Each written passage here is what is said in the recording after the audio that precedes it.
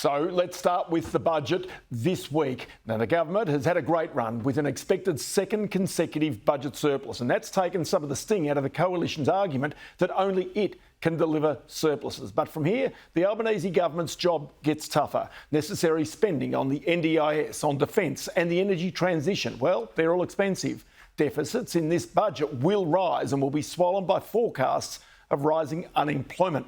Then there are other initiatives like the Future Made in Australia policy, where government will directly or indirectly subsidise chosen industries in what seemed to be a departure from the Hawke-Keating mantra of an open economy with less industry support. Well, Finance Minister Katy Gallagher has the job of juggling those multiple spending priorities and joins me now from Canberra. Katy, always good to chat to you just ahead of the budget. It does get tougher from here, doesn't it?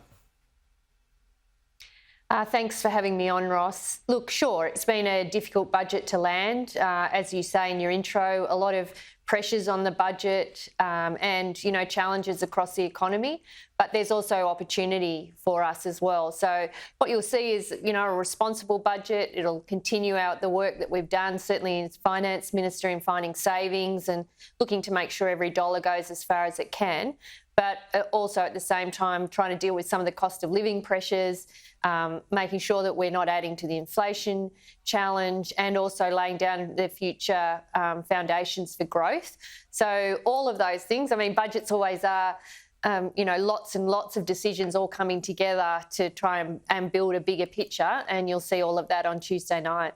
But the reason why those deficits will emerge, and they were there in MyEFO to be seen, there are forecasts that they'll be even larger than that, it's because there is necessary spending on Australia's economy. The energy transition, NDIS and defence, as I mentioned, are all key priorities for the government and for the nation right now.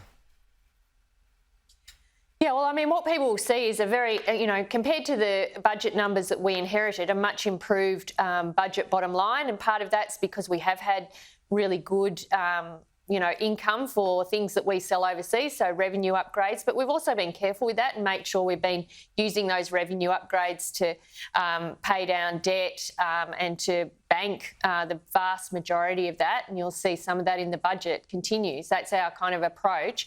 But you're right.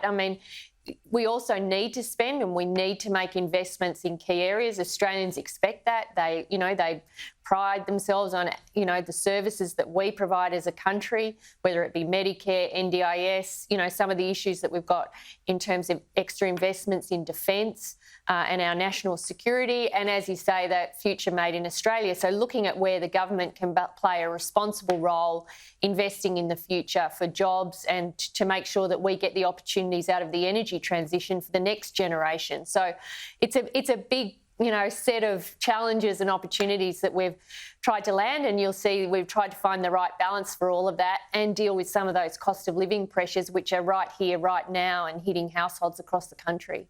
But does that spending that comes, does that add to inflation? I notice that the economist Chris Richardson says for every additional $7 billion of net government spending, it's the equivalent of 0.25% rate movement either which way. Do you actually agree that the government's additional spending does eventually play out in inflation and therefore potentially interest rate decisions?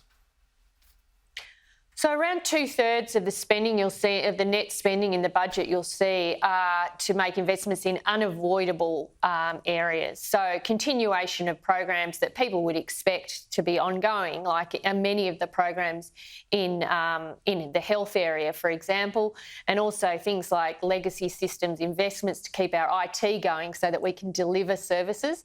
So I think going to your point about what economists are saying, and you could lock 10 of them in a room and you'll get 10 different views. But what matters here in terms of the spending that you will see in the budget is the composition of it, the timing of it and the quality of it. So it's how you do that, make those spending, when that spending comes in and what you're actually spending for. And so all of that is factored in our decisions. And of course, the real driving, I guess, parameters that we've been focused on through finalising our decisions are how do we make sure that we can support people with cost of living pressures without adding to inflation, but how do we also put down some markers about growth going forward, because, we are seeing the impact of those big interest rate increases and what that's happened on the economic data. And so we're having to find that right balance, strike that right balance. And I think you'll see that on Tuesday night, and I'm sure that there'll be many views about that across the economists and the opinion leaders. But these are the decisions we've taken. They've been thought through, considered, and we think they're the right decisions for the country. So can you just explain one issue, and that is that if you can get stronger economic growth, that will fix a lot of problems because it will obviously create more income for the government. And that, I guess, is one of the priorities of this budget, is to try and stimulate some additional economic growth, which has been anaemic as a result of the rising interest rates. Yeah, so you'll see on Tuesday night that there is a focus on growth. I mean, obviously our primary considerations have been around inflation and cost of living, but we are also very acutely aware of the huge economic transition that's happening across the world. And, we've got so many opportunities to have a stake in that and to have a part of that. And, it's clear that, government investment in the right areas will support that transition. We think, that's an important thing to play a role in. Not the only role, it shouldn't just be government, but how do we attract private sector investment to support that economic transformation, but to have a part of and play a serious role in it, set the framework, make a very clear statement about what we think the government's role is, and, for the next generation, hopefully deliver the benefits of that growth agenda. So you will see that. It's a big part. The Future Made in Australia is a big part of the budget on Tuesday night.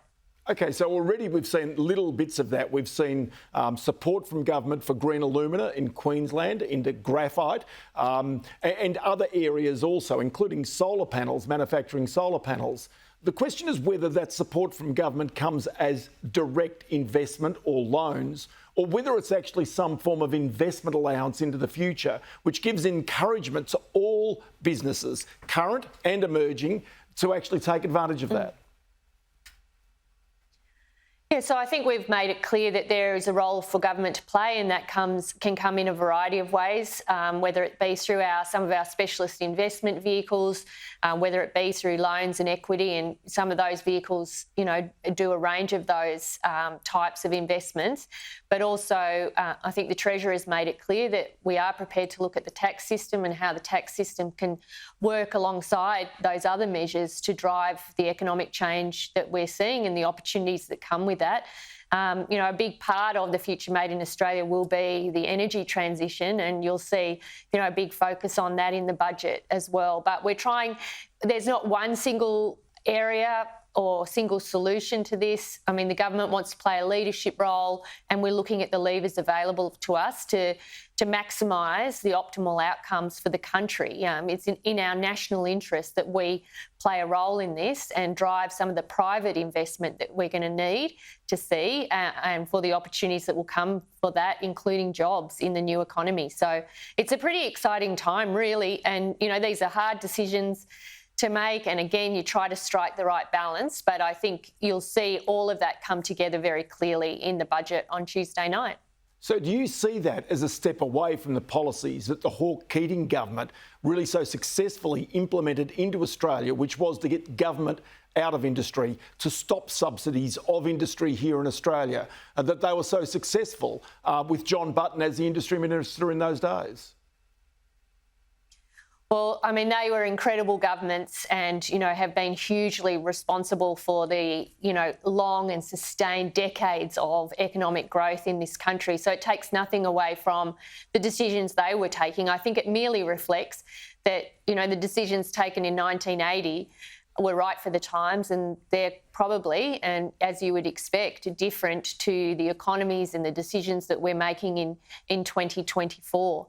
And so I think, again, what you'll see is our government making decisions based on the economic circumstances of the time and finding the right balance about how to play a role. Government should always play a leadership role in these areas. And I think, the future made in Australia, in new and emerging industries in particular, that there's opportunities for the government to support. You'll see that reflected in the budget. But we are living in different times, and governments need to make decisions based on what's actually happening across the economy, not just here in Australia, but across the world.